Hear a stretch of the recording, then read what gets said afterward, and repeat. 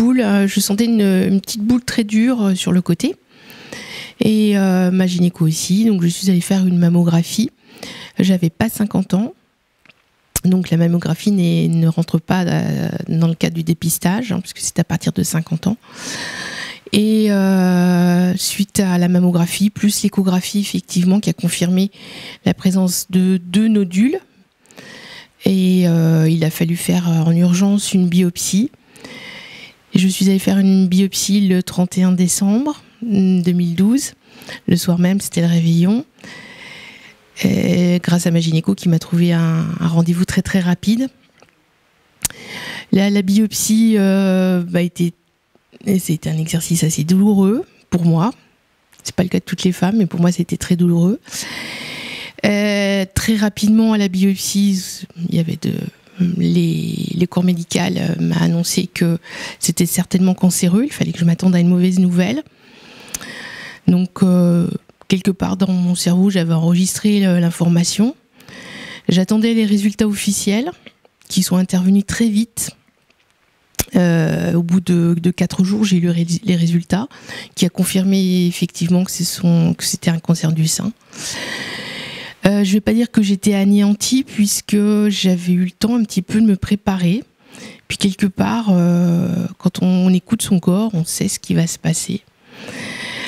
Et tout de suite, j'ai voulu aller très très vite, avoir vite des rendez-vous. Donc j'avais anticipé chirurgien, médecin.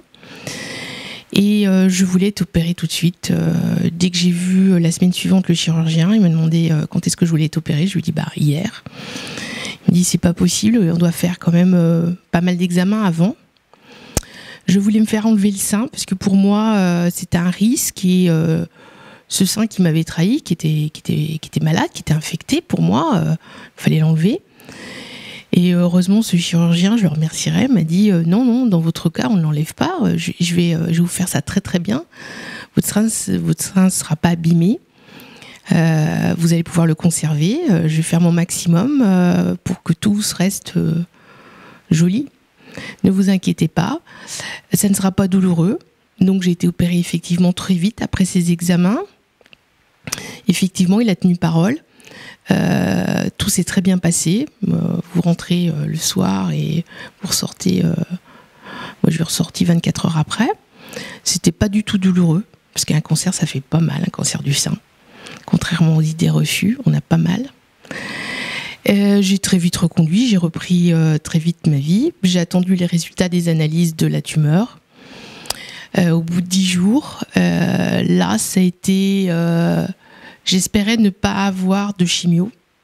Donc ça, c'était, je vous rappelle, on était en 2013. Donc là, depuis, les traitements ont beaucoup évolué, heureusement. Malheureusement, les résultats des analyses ont fait que j'étais obligée de passer par la case chimio, c'est-à-dire 6 cures espacées de 3 semaines. J'ai vite rencontré l'oncologue qui s'occupe des traitements, ces traitements lourds, qu'on appelle lourds. Le protocole a été vite mis au point, c'est-à-dire j'aurai droit à chimio, radiothérapie, hormonothérapie.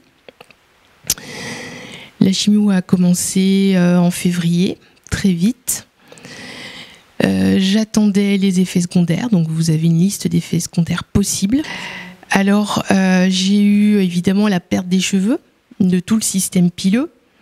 On va dire que j'ai eu peur de perdre mes cheveux, comme toutes les femmes. Mais très rapidement, dès que je m'étais fait l'idée qu'ils allaient tomber, de toute façon. Il y a très peu de chances qu'ils restent sur le crâne. Hein. Mais c'était un soulagement pour moi. Je me suis fait raser dès que je me suis aperçue que ça commençait un petit peu à tomber. Parce que le cheveu meurt. En fin de compte, il reste sur votre crâne, mais il meurt. Il tombe tout seul comme les feuilles mortes sur un arbre. En cette saison, c'est exactement ça. Donc j'ai préféré prendre les devants, je me suis fait raser. Et là, tout de suite, je me suis sentie beaucoup mieux une fois rasée.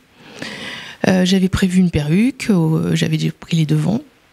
J'avais des foulards, des bonnets, plein de choses.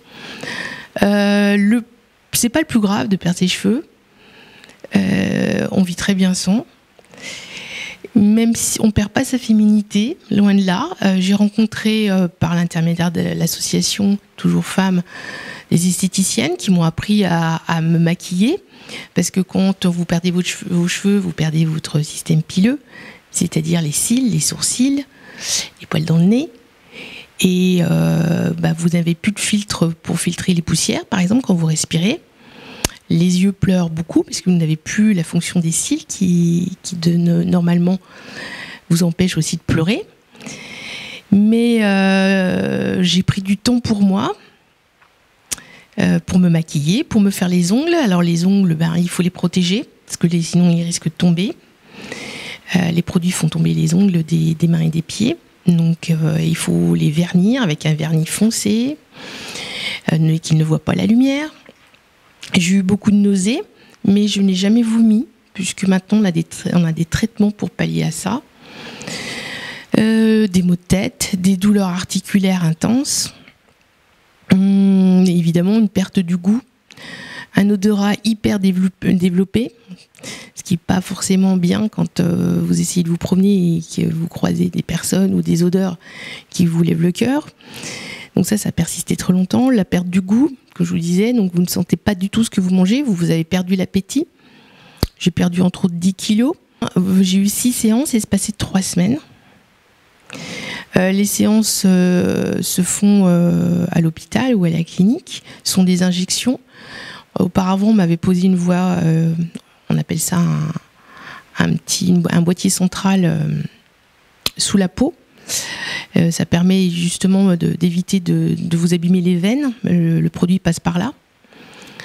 Et lors de ces séances de chimio, moi j'étais relativement bien, c'est-à-dire vous êtes assise dans un fauteuil et vous attendez que les produits passent dans votre corps, quoi. J'ai toujours pu conduire, donc rentrer chez moi après en voiture. J'habite pas très loin de l'hôpital, j'ai pu le faire. Ces séances de chimio, je veux en garder entre guillemets un bon souvenir, puisque j'ai rencontré d'autres femmes. Et j'ai voulu garder un bon souvenir puisque j'ai rencontré des amies, enfin des femmes qui sont devenues des amies, qui malheureusement elles sont toujours en traitement pour certaines, qui ne sont pas sorties, d'autres. Donc il ne faut pas oublier que le cancer du sein, c'est un cancer. Excusez-moi. Oui. Le cancer du sein est un cancer qui peut se soigner, mais il ne faut pas oublier que encore des milliers de femmes en meurent tous les jours en France. Donc c'est pas un cancer anodin, c'est pas un bon cancer, il n'existe pas de bon cancer. Donc il faut vraiment faire très attention, toutes les femmes, faire très attention à vos seins. Et au moindre doute, allez consulter, quel que soit votre âge. Je vois trop de jeunes femmes maintenant, des trentenaires, voire moins, qui ont des cancers du sein très agressifs. Donc ne pas écouter forcément le corps médical qui vous dit que c'est rien, que ça va passer, que c'est peut-être de la mastose ou quelque chose. Non, vous avez un doute, insistez, passez outre, demandez une mammographie, passez outre. C'est votre vie qui est en jeu. Les traitements avancent, on en guérit. Enfin, j'aime pas ce mot guérison, je dirais plutôt rémission. Mais ça reste quand même une cause mortelle. Donc, faut pas oublier ça. C'est pas la fête, hein, Octobre Rose. Hein, c'est utile pour toutes les femmes, quel que soit votre âge, votre condition sociale, votre, j'ai envie de dire aussi votre. Est-ce que vous fumez, vous êtes en surpoids, vous mangez mal. On entend tout et n'importe quoi. Moi, j'étais pas en surpoids, j'avais pas 50 ans, je ne fumais pas, je n'ai jamais fumé. J'étais plutôt sportive, et voilà. Donc, il n'y a pas de raison. Ça peut arriver à chacune d'entre nous. Mais surtout, il faut écouter son corps. C'était de la chimio, on va dire préventive, enfin, pour éliminer tous les risques, puisque j'étais, entre guillemets, trop jeune. 47 ans, c'est considéré comme jeune.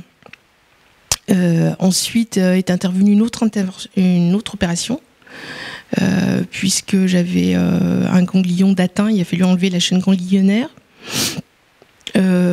Ensuite est arrivé donc les séances de radiothérapie.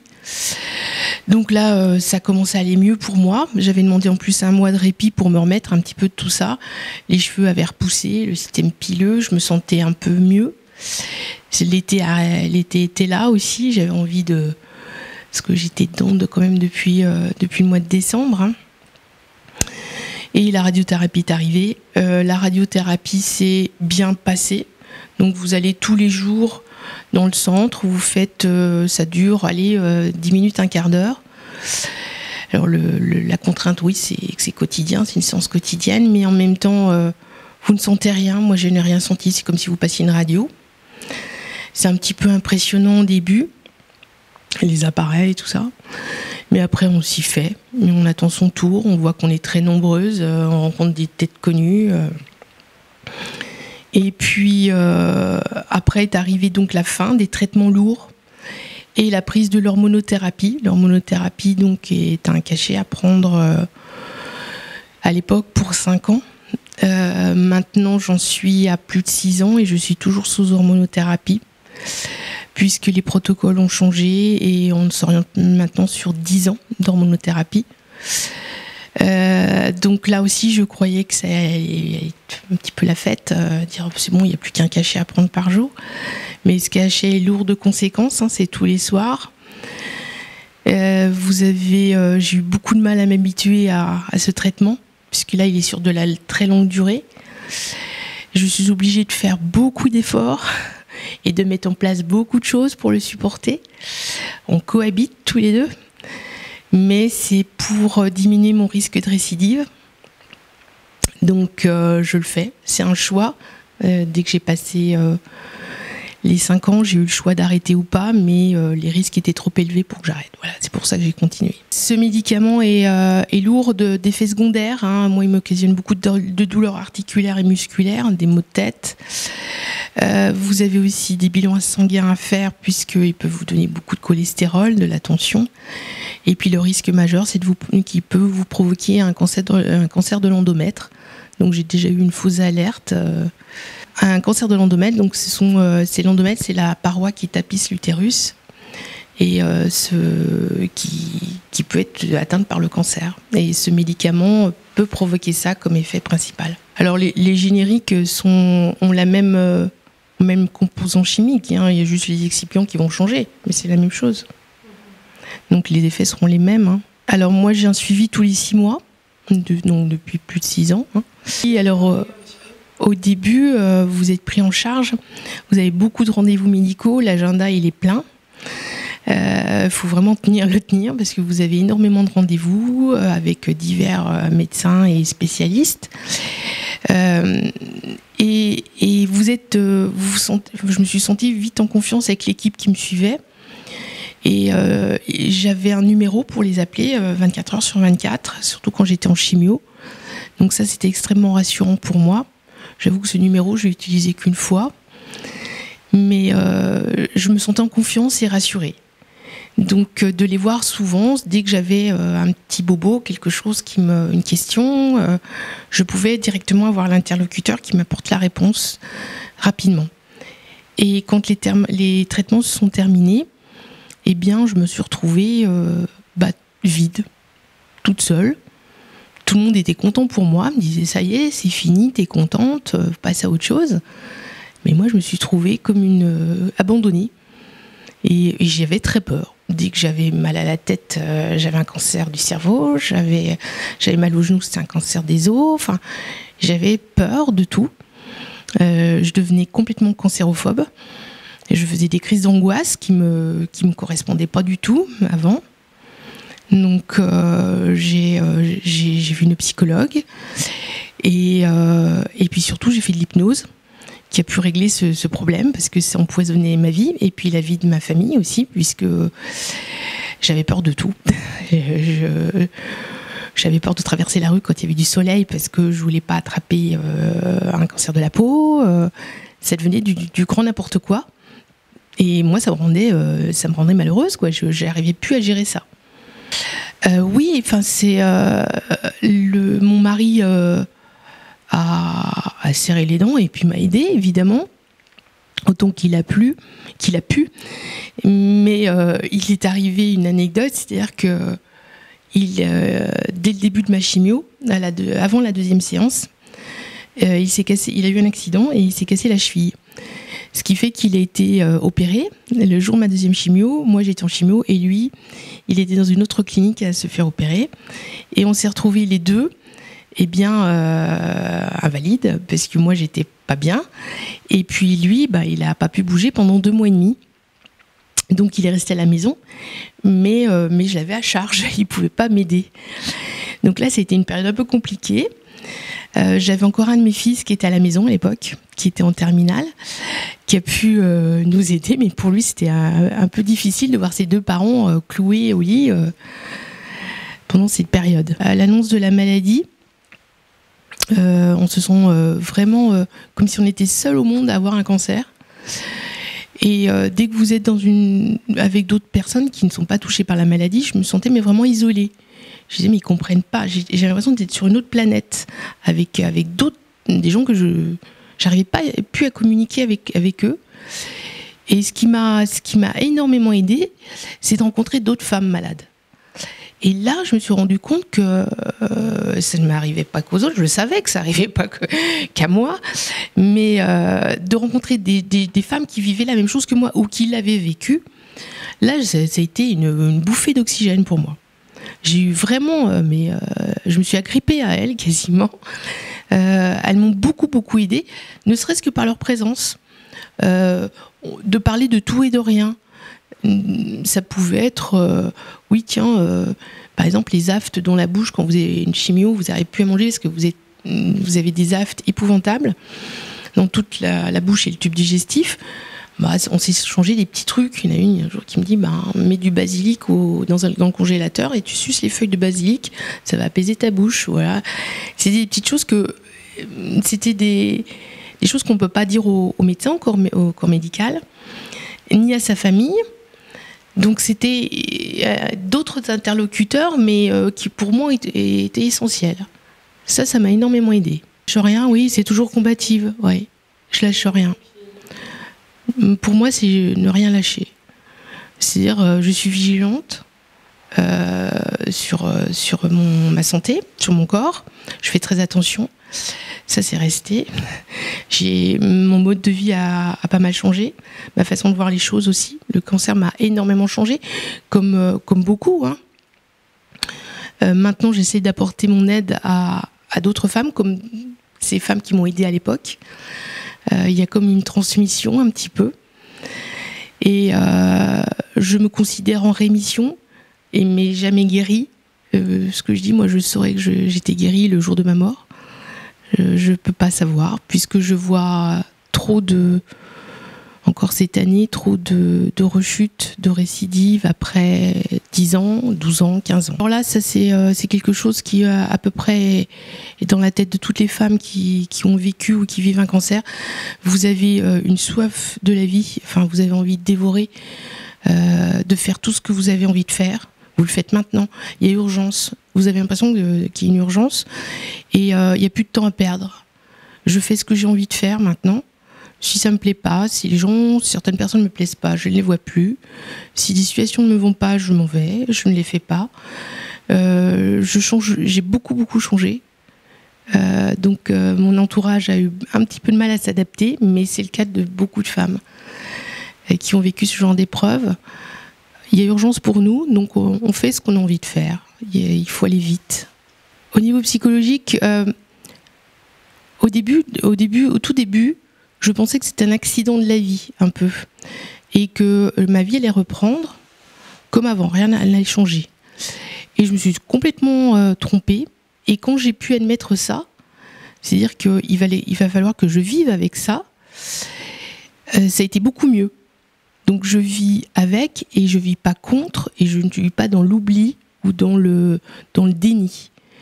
Puisque j'ai pu voir que si vous êtes dans le déni, la maladie, ou dans l'oubli, le boomerang revient. Donc je vis avec. Mais je vis bien, attention, je trouve la vie magnifique. Hein. La vie est très belle, et il faut en profiter à l'instant. Voilà, c'est ça. Psychologiquement, je suis plus sûre de moi et plus, on va dire, plus ouverte. Oui, plus sûre de moi. Je fais vraiment ce que j'ai envie de faire. Sinon, je ne serais pas là, par exemple, cet après-midi. C'est dur de conseiller des femmes puisque on a toute notre propre personnalité et puis notre propre histoire déjà derrière.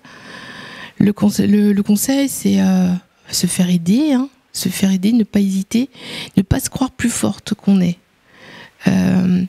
Souvent, j'ai rencontré chez les femmes ce sentiment de culpabilité quand on apprend qu'on a un cancer du sein, c'est-à-dire aïe, je vais faire du mal à ma famille, à mes enfants, ça va mettre le bazar dans mon travail, enfin voilà, c'est la culpabilité. Et faut pas culpabiliser. Et ce cancer, on l'a pas demandé, c'est la faute à personne, et c'est pas de votre faute. Et ne pas perdre de temps dans chercher la cause. Pourquoi moi? Pourquoi pas elle? Pourquoi pas ma voisine? Pourquoi moi? Et c'est une perte de temps. C'est accepter le cancer pour mieux vaincre la maladie, passer les étapes, on va dire, qui peuvent être longues et très difficiles. Mais il va falloir beaucoup d'énergie et il ne faut pas la gaspiller. Son énergie, il faut vraiment la garder pour soi. Oui, j'ai 2 petites cicatrices sur le côté. Quelque chose des cicatrices tout à fait banales. Hein, c'était absolument pas douloureux, aucune complication. Au niveau chirurgical, non, tout s'est très très bien passé. Dans mon cas, ça peut se faire de différentes façons, mais dans mon cas, j'ai eu ce qu'on appelle le système de la carotte. C'est un carottage, si vous voulez, comme en géologie. On vous enfonce une aiguille qui a un système de ressort et qui vient donc prélever un petit morceau de la tumeur. Mais vu l'emplacement des nodules, c'était très proche des côtes. Donc évidemment l'aiguille a tapé dans les os et c'était ça qui était très douloureux pour ma part. Donc il a fallu s'y reprendre à plusieurs fois et là oui, j'en garde un très mauvais souvenir, mais ce que je tiens à dire, c'est pas général, hein. Donc ça c'était dû à l'emplacement des tumeurs. Mais j'ai voulu voir, donc ça a pris beaucoup de temps. Ça se passait pas très bien. Et une fois qu'ils ont réussi à avoir des prélèvements, j'ai voulu voir les prélèvements. Le médecin m'a demandé pourquoi. Je lui ai dit, je veux voir la tête de mon ennemi. Je veux voir la tête qu'il a. Celui que je vais combattre, parce que j'étais sûre que c'était cancéreux. Hein. Et donc ils m'ont montré dans un petit flacon. C'est des petits morceaux de chair blanche, rosée. J'étais un peu déçue à la limite, parce que je m'attendais à quelque chose de noir, vous voyez, purulent, sanguinolent, quelque chose de pas très ragoûtant, quoi. Et en fin de compte, pas du tout. C'était 2 petites bouts de chair rose pâle, c'est tout. Et là, j'ai regardé ça et je me suis dit, c'est quand même pas ça qui va me tuer. Donc, je vais mettre toute mon énergie à vaincre ça. On va tous mourir, ça c'est sûr. Après, on peut essayer de reculer quand même la date. Hein. Et moi, j'ai eu très peur aussi. Hein. Tout de suite, c'est la première chose qu'on vous dit. Puis, c'est une maladie très anxiogène. Hein. Quand vous regardez, vous annoncez à quelqu'un que vous avez un cancer, tout de suite, sa tête change. Hein. Donc, ça fait très, très peur. Oui, il ne faut pas se le cacher. De se faire dépister, oui, ça fait peur. Mais plus on attend, plus ça va s'aggraver. Ça ne se guérit pas tout seul. Donc vous sentez quelque chose, une anomalie, une boule, une rougeur sur le sein, le mamelon qui se rétracte, des petites rides aussi qui apparaissent sur le sein, genre des fossettes, vous voyez, des choses. Tout ce qui peut vous dire, tiens, c'est pas normal, mes seins n'étaient pas comme ça, ou mon sein, il a changé d'aspect. Il est plus gros que l'autre, il a grossi, il est chaud, il me fait mal. Voilà, il faut consulter. Plus c'est pris tôt, plus les traitements sont, on va dire, légers. Voilà, vous pouvez passer à travers la chimio, par exemple, qui est quand même le traitement qui fait le plus peur et qui est le plus lourd à supporter. Un petit peu hypocrite, oui, il est mort d'une longue maladie. Oui, ça fait peur. Alors, ça fait peur encore. j'ai pu voir sur les générations avant moi, les générations plus anciennes, puisque le taux de mortalité était très élevé à l'époque, et peut-être l'information était moins bien diffusée. Et oui, je me suis rendu compte que, par exemple, quand j'avais plus de cheveux, que j'avais un turban, donc on voyait que j'étais malade. J'ai des personnes de mon entourage d'un certain âge qui se reculaient, qui voulaient pas me faire la bise, par exemple, m'embrasser. C'est toujours, il y a toujours cette peur un petit peu de la contagion. Alors que chez les jeunes, j'ai pu voir avec les jeunes, hein, les 15-25 ans plutôt, eux n'étaient pas effrayés par la maladie. J'ai eu avec les amis de mon fils, par exemple, qui venaient à la maison. Et certains sont partis en vacances avec nous. Ils savaient que j'étais malade, ils m'ont vu sans cheveux. Ça les a pas du tout effrayés. Ils venaient m'embrasser. Ils faisaient comme si tout allait bien. Ils me demandaient juste comment ça va aujourd'hui, voilà, c'est tout.